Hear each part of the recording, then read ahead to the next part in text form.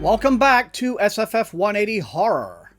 On this episode, 3 people with no clue about their own identities find themselves aboard a mysterious train speeding through a grim, empty landscape in David Quantick's Night Train. Hello again, everyone. Thomas here, your host as always. Thank you so much for joining me. Night Train has arrived with some healthy buzz behind it, but it can't seem to make up its mind what it wants to be. Horror? Dystopia? Satire? Weird fiction? It tries to do a little bit of all of these, but never with enough consistency to succeed at any one of them. Author David Quantick has won an Emmy Award for his work on such popular TV series as Veep and The Thick of It, and so he is clearly someone with an established pedigree in satire, and the admiration of his peers to go with it. But whatever the hell he's trying to do on Night Train, just clickety-clacked right on past me. There are ideas here that had potential, but slapdash writing and shallow character work fails to bring any of them successfully to their destination. We open with a young woman regaining consciousness in a darkened train car.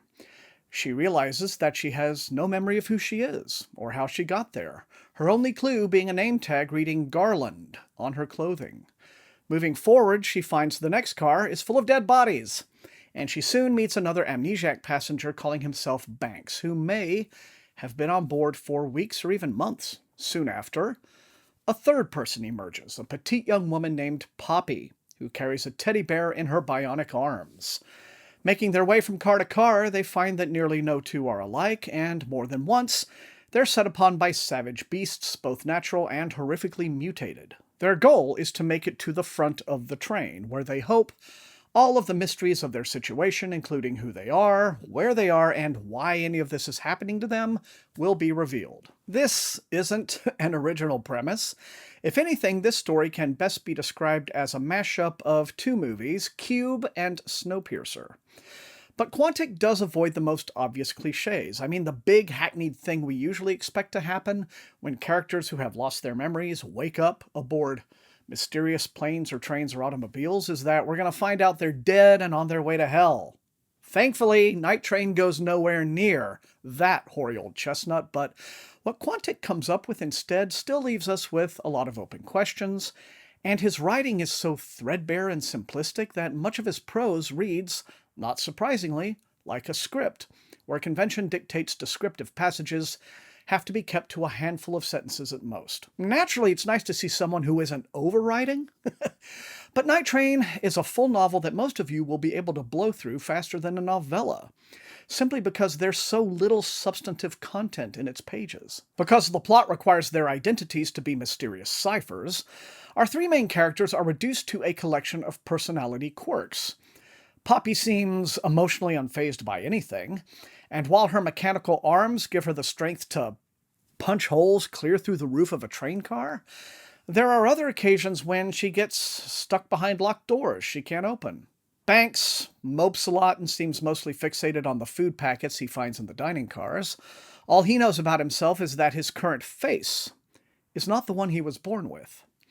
And Garland is single-minded on getting to the front car and finding a conductor or driver who will explain everything. Yes, Quantick does do the minimum necessary work to get us invested in this trio of oddballs, just enough so that we'll stick with the story in the hopes the answers they're looking for will make the book worth it. But the minimum is all he does. For those expecting a horror story, we get some gory scenes, but at no time does this odyssey through the mystery train ever convey an ounce of suspense. And while I'm aware that comedy is perhaps the most subjective of genres, I didn't find a single line in the book funny. A single line. Though it's trying very hard. As I said before, I would put all this down to Quantick's writing, which is so minimalist that at times it's almost distracting. Why are there so many scene breaks where they aren't needed?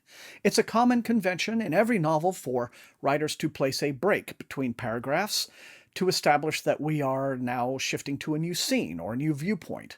But Quantick does this multiple times per page, sometimes on a line-by-line basis. Not only does it wreck any sense of pacing the story could hope to have, but it's so distracting, it actually breaks immersion.